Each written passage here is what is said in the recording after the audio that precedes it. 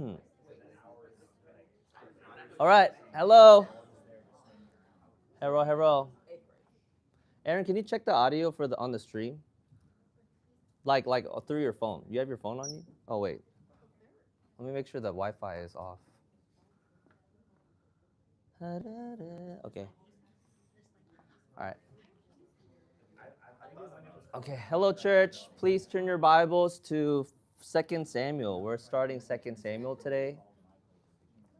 Second Samuel chapter 1. It's only 2 verses. Yeah, it's only 2 verses. Yeah, 11 and 12. Second Samuel chapter 1 verse 11. Chapter 1 verses 11 to 12. So let's try to remember what last week was about. Do y'all remember? Because I definitely do.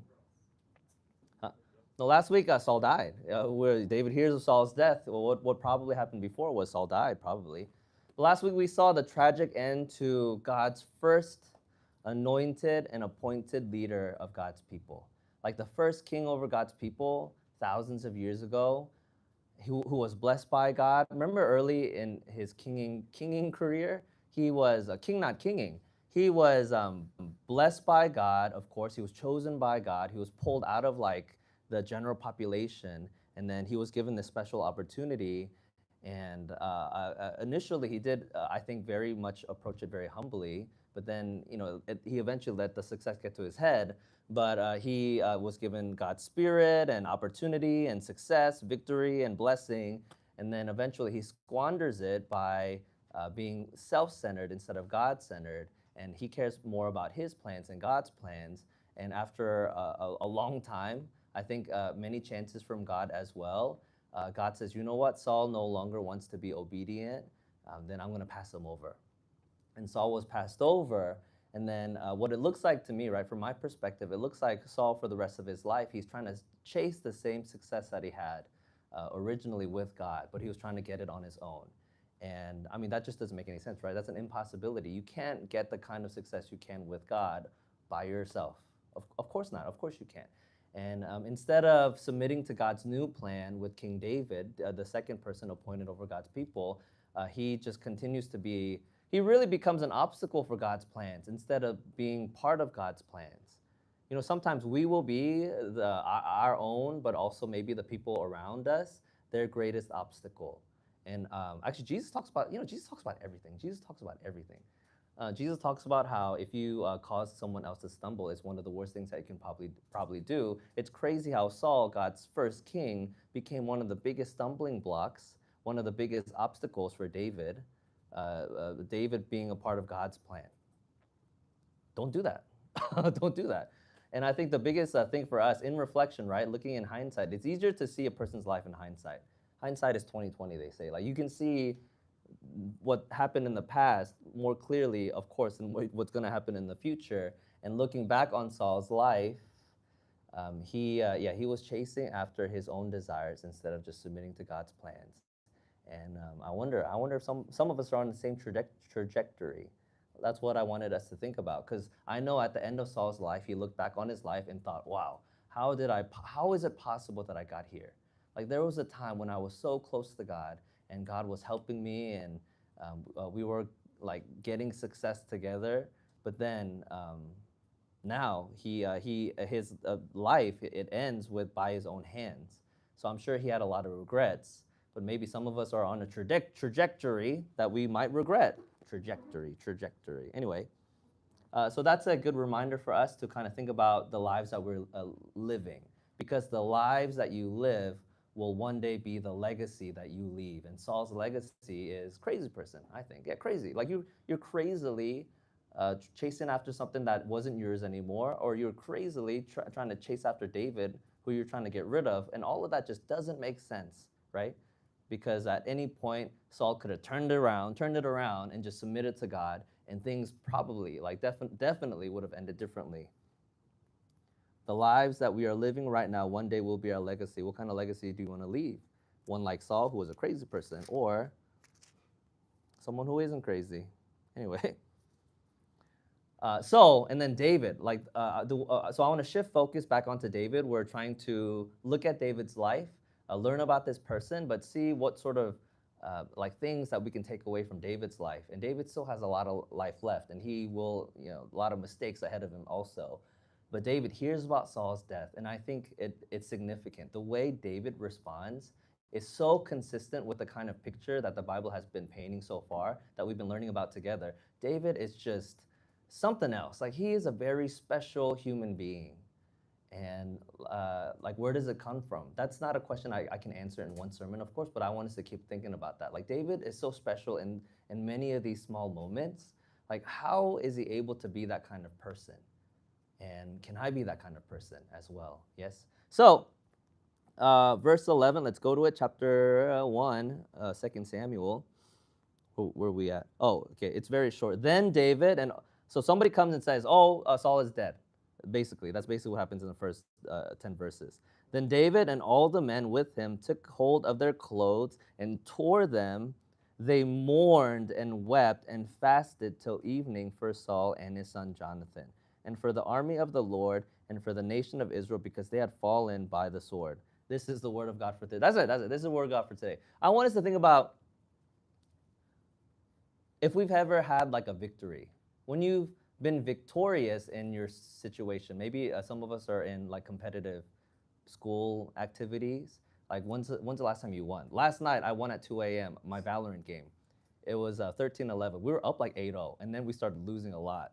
And then my team started throwing, and then I started yelling at my teammates. Anyway, we won 13-11. I got home yesterday at like 11 p.m., and then I did some church things, and then I unpacked my stuff a little bit. I took a shower, obviously, and then I got online just to kind of chill. So I accidentally pressed the full game. Like, instead of playing like a short little mode, I played the full one, the competitive one. Anyway, and then and we won, and so we won, and I was happy, and I went to sleep. Yes. Imagine the last time you had some kind of victory. Maybe it's a professional one or a family goal. Like, what kind of victory have you had ever or recently? And then think about what kind of person you are in defeat too. Like, think about the kind of person you are when you're winning, but also think about the kind of person you are when you're losing. Like, the biggest loser right now, sorry, Wembanyama, he's the Spurs' tallest player. Hajin's from Texas. He thinks he's from Texas. I don't know. Okay. So he was rooting for the Spurs, the giant, the Goliath. Hey, you should have rooted for David. That's just how it goes every time. Anyway, he was rooting for Goliath. But Wembanyama, for years, it seemed like he was a very humble guy. He's French, and he seems humble, and he reads a lot of books. Like, that's the sort of person we kind of see. And after he lost, he went to like a hospital, like a children's hospital, and he visited with kids. So he's a nice guy. He's not a bad guy. But the kind of person you are when you're losing, I do think it's indicative of the kind of person you are. And when he lost, he just did, he's 22. You're not your smartest person self at 22. You still got years, like a decade more of maturing. Probably you got decades more maturing. Look at me, I'm 37, almost 20 years older than this guy, and probably more immature. But, so let's give him some grace because he's only 22, but right now, he arguably is the best basketball player in the world, and everybody is watching every move that he makes. And his post-interviews after he lost, not good. I just don't think so. Like, he says, like, we dominated, but you lost, right? We dominated and we deserve to win. He says crazy things like that. And he's one of the last things he said, it could be AI. I don't know. It could be AI, right? We never know now what is AI. But as he was getting up from the final conference, the interview, he was like, see you guys next time, or like, see you guys never, something like that. He said something really weird and cringy, and it just, everybody is sort of saying like, that guy's weird now. We think he's weird now. The way he's taking defeat, and he also doesn't shake anybody's hand. You can say a lot about Michael Jordan. He was aggressive, he was a bad teammate, he was mean and scary, but even in loss, he would shake the other team's hand. And Michael Jordan was like, you know what, I do that because they did that to us, right? Like, so he will shake people's hands in victory, but also in defeat, because it's just respectful to them, but also respectful to the sport. Like, it's sportsmanship. And yeah, Michael Jordan, he's a scary guy, scary and probably a really sinful person. But in defeat, it does say something about you the way you respond. Like, anybody can be a nice person when you're winning, right? If you're winning and everything's going good, oh, I love my team, we're doing so good, wow, this is amazing. But then the kind of person that comes out when you're losing, that is a very real version of yourself, right? First point, or not the first point, what's the question for today? How do you respond to victory? right? How do you respond in defeat? I think that matters a lot. So when you lose something, when you lose, it matters, right? But today, David, um, the way he responds in victory, I think, says a lot about the kind of person he is. Because a lot of us, if we beat somebody, like, oh, I want to, like, "Yeah," you're so happy and you're so excited that you beat the person, your enemy, your adversary. Like, I don't know if we have enemy. I don't know if in life we have any enemies. Like, think about somebody you.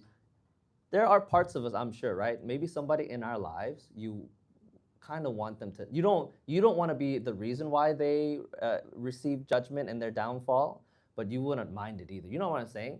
So, for example, I visited my nieces Friday and Saturday. I haven't seen them in years. I know that sounds crazy, right? Because they live in Georgia. They don't live that far away. But whenever I went to Georgia, our timing didn't match up, and they had my older niece. She's in 10th. So I have one niece who's in 10th grade and one niece who's in 7th grade. The 10th grader, she is doing like marching band, and she's so busy. Every time I try to hang out with them, she was at school and stuff. So I haven't seen them in a couple years, and they've gotten so big. And my little niece, she's in 7th grade. She keeps talking about these bullies at school. Yeah, she's like, the popular girls are so mean to me. And I'm like, okay, why? Why are they so mean to you? They do whatever, like popular mean girl stuff. And she was like, can you go beat them up? I'm like, yes. I don't mind beating up a 7th grade girl at all. Like, I wouldn't, yeah. It's actually been my dream for years now, for years. To beat up middle schoolers, it has been my dream. And honestly, it would be a good reason to go to jail. I don't mind. Like, who's gonna, you beat up a 7th grade girl? Yeah, but she was bullying my niece. Ah, I get, okay, we get it. No, listen, that was my human natural instinct. When my niece was like, these girls are so mean to me at school, and like, she's kind of, she's they might be watching, but she's a very unique. They're both my nieces are very unique and creative and beautiful and lovely in my eyes. But I don't know, maybe they're awkward. I don't know what they're like at school. But she yeah, is being bullied, and she was like, "Can you go beat them up?" And I said, "Yeah, of course I can. Like, no problem at all." But that was my human reaction and response.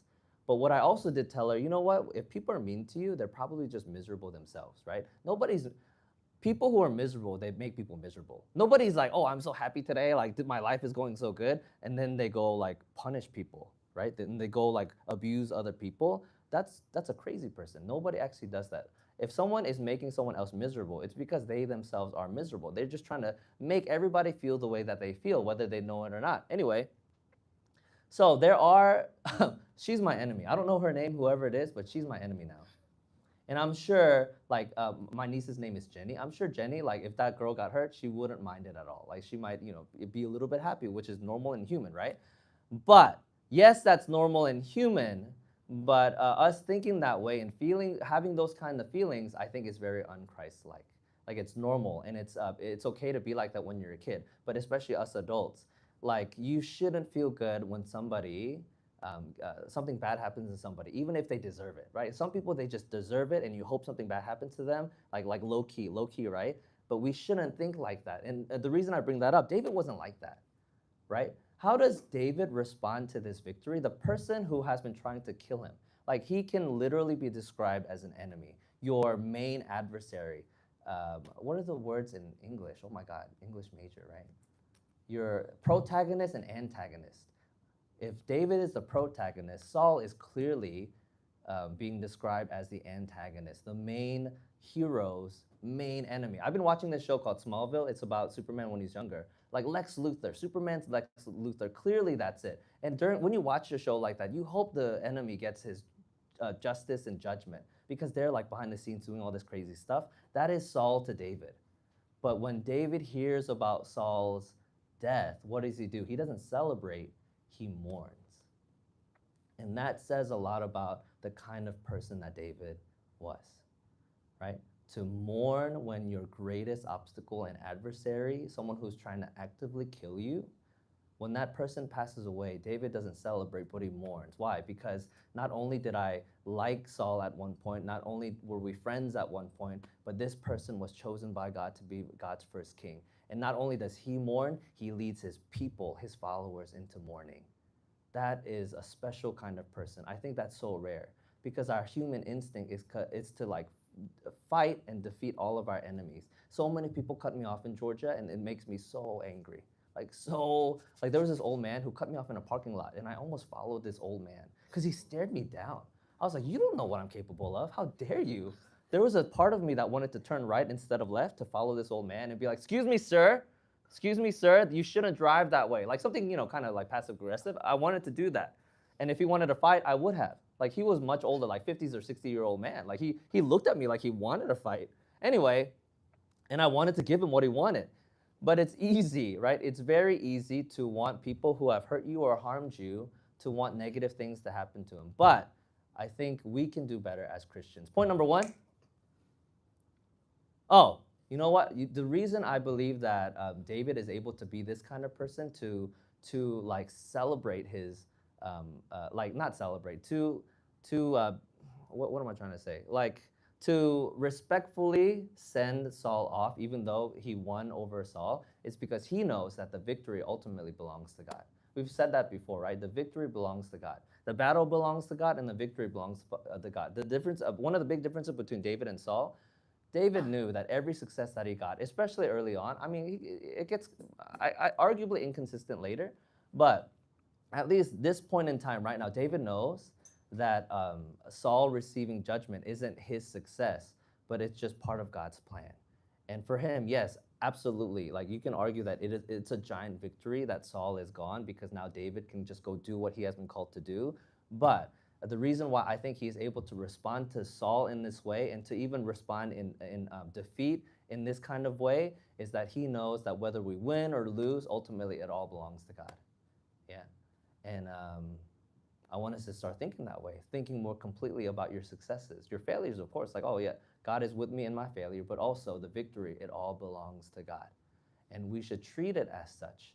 Like, yes, this is a giant victory for David because his life is no longer in danger from Saul. Maybe it never, I mean, surely it never was. But Saul, this person who is this active sort of antagonist, this difficulty, this stress and struggle, even though that person is gone, and yes, that's a good thing for David, he's still, he reminds himself, I assume, that all of this, it's still God's. And that person who was my enemy, it's not really my enemy. This is someone that God had chosen, and we're going to treat him as such. Yes? And I think that matters. The way you treat the people you have victory over, that matters a lot. Like Wembenyama, I don't know if you'll ever hear this, but the kind of person you are in victory and in defeat, it says a lot about who you are. Yes? And today we see a really good glimpse of what David is like. Point number two. We are all on the same side. Yeah, the reason I think David is able to respond in this way, which is very different from, I think, the way that most of us would respond, is because he knows that we are all on the same side. That is something that God says all the time. Yes, of course, like God has chosen a specific people, and these people have to win over the very sinful cultures around them. Absolutely, like they're a nation, and right now, this is a time in that region where nations are fighting each other, trying to get more land, get more resources. Like it's a very competitive time. But even though his adversary was Saul, I think especially Saul, right? It's easier for him to do that with Saul than the Philistines. But Saul, I think David reminded himself, and we saw it, that we are all on the same side. Even though Saul is against me, at the end of the day, he is God's appointed. He is still a member of my people, and we should treat him like that. See, that's that sort of bigger perspective that I want us to think out of and adopt, right? It's not your team versus my team. It's not Knicks versus Spurs. It's not Republicans versus Democrat. It's not your side versus my side. But at the end of the day, as Christians, I want us to be reminded we are all on the same side, yeah? Like even in a micro way, like this country, it's not one political party's country versus another political party's country. This is all of our country. Whether you are, I mean, nobody was, we're all immigrants, of course. I mean, most of us are immigrants, right? We all come from a different place. We all look different. We're different ethnicities and different culture. Yeah, we can easily like isolate ourselves and create division. But at the end of the day, I hope we remind ourselves we are all on the same side. We are all God's creation, and we are on this world together, yes? And I think that's the way that we need to think about all of our conflicts.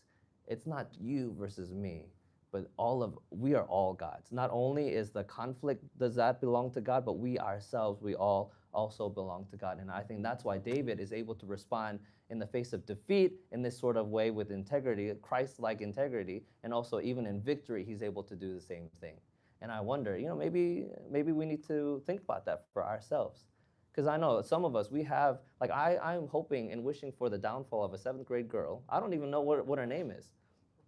That's my natural human instinct. But my more sensible and smart, side will come out slowly but surely and eventually. And I pray for her. I pray for her. I pray for her family. I pray that a reconciliation can be possible. Like, that's the kind of attitude I want us to have at the end of the day. Beginning of the day, whatever, maybe you're not having a good day, but by the end of the day, I'm hoping that we're able to pray for our enemies. You know where that comes from?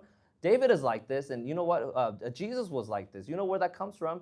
Well, the Old Testament and God. But I didn't learn that lesson from David. I learned that lesson from Jesus. What did Jesus say? A teacher of the law comes to Jesus and says, hey, Jesus, what is the most important commandment? Like, out of all the laws, the hundreds of laws that we have to follow, what's the most important one?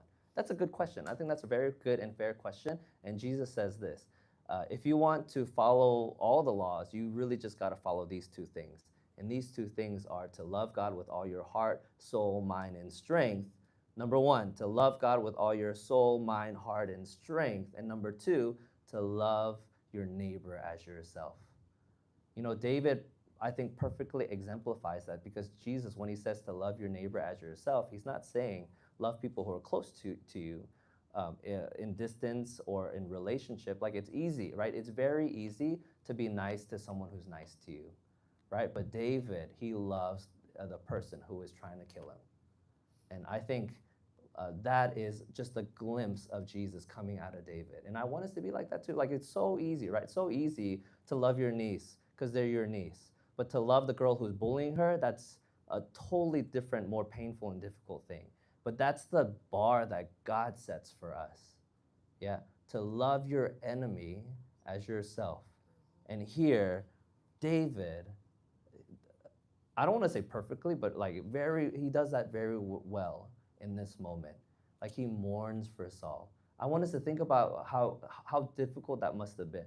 Like, Saul is actively trying to kill you. Because of Saul, your life is just all messy and messed up, and you are like driven away from your home. How much anger he could have had, like how much bitterness he could have had. But instead, when Saul passes away, he weeps and mourns for that person.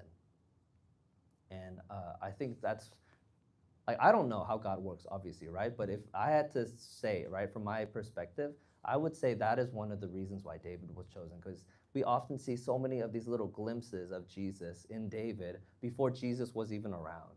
Yeah. And I believe that's why David was chosen to be the eventual heir. Like, his heir would be Jesus Christ. Jesus Christ comes out of the family of David eventually, many generations later. And we see so much of Jesus in David. Yeah. The way that David acts in the quiet and secret places, but also in moments like these. And what's the application? It's an obvious one. Like, I know there are people, and we will experience people that are like strangers who will harm us and do negative things to us, and we just want to hurt them back. Or maybe there's someone specifically in your life who you just can't stand. Like, you can't stand this person, and you don't know what to do. Oh, you know what? Like, my nieces too. Like, right now, their dad, my first brother-in-law, he is abandoning that family. Like, we already know that, and yeah, the internet now knows, I guess. But he is like on his way out of that family, and that's another person who I want to go fight. Like, I want to go yell at him. I want to go fight him. And my nieces are, like, really sad and upset, and they're trying to be like, you know what? Like, somehow my nieces still turn out to be really good people. Like, they're just nice and kind, and they're empathetic. And like, all I want to do, like, being a parent's really hard. All I want to do is put my arms around them and buy them everything, and like, want them to be happy all the time. But of course, you shouldn't do that. But yeah, raising kids is so crazy and hard. But there's this person in my family right now who just, man, I have so many negative feelings towards, but I have to like catch myself and remind myself, you know what? This is not what Jesus taught me. This is not what my God is like. And even though this person, like, I do want to punish them, I want them to, like, get hurt and like be sad also. The same sadness he's causing to my nieces, I want him to feel, of course, the same thing. But that's in the morning, right? In the beginning of the day, I might be like that, but at the end of the day, calmer heads hopefully will prevail, and hopefully that I'm able to pray for my brother-in-law as well. There was a time when it wasn't my brother-in-law; it was just my brother. Like, even though we're not blood, I saw him as family, And I still, I still want to pray for him, and I still want him to, like, he's not a Christian, obviously, right? But I mean, even Christians have, marital problems, I guess. But like, just because you're a Christian doesn't mean everything works out. But he's not a Christian, but I still want to pray for him, and I hope he finds Jesus wherever he is, with whomever he is spending time with. I hope that he is able to see what he is doing, and I hope that the Lord will also, with his Spirit, convict him, and that he can, I don't know, just turn away from the things that he's doing. That doesn't mean I want him to come back. No, not at all. Like, the damage is so far beyond done. But I want to pray for those people who have, like, caused me giant harm, caused my family giant harm. Yes, it's easy to want to fight those people and bring judgment down on their lives, but I don't think that's what God calls us to be like. And we see it through David, and Jesus teaches it himself. Even Jesus, right? Jesus, like, who you are in your hardest, most difficult, like, the opposite of victory of kind of times. Even Jesus, when he was hanging on the cross, he still wanted to give forgiveness to the people who were hanging him. Like, that's the kind of God our God is. And he calls us to be like him, right? He calls us to follow in his footsteps. If Jesus is able to ask for forgiveness for the people who nailed him to a cross, what can we do ourselves in our lives? What are we capable of doing? Yes? So, whoever you're mad at, don't be mad. It's just going to hurt you in the long run. And God, we see a glimpse of it in David, and God calls us to do the same thing, to love your enemies, and remind ourselves that it's not your side versus, there's no third point, right? Remind ourselves it's not their side versus my side. It's not my enemy and I'm the winner or the victor or whatever. Like, it's not protagonist and antagonist. At the end of the day, we are all God's people. And the Bible also says, right? Paul says it, we have all fallen short.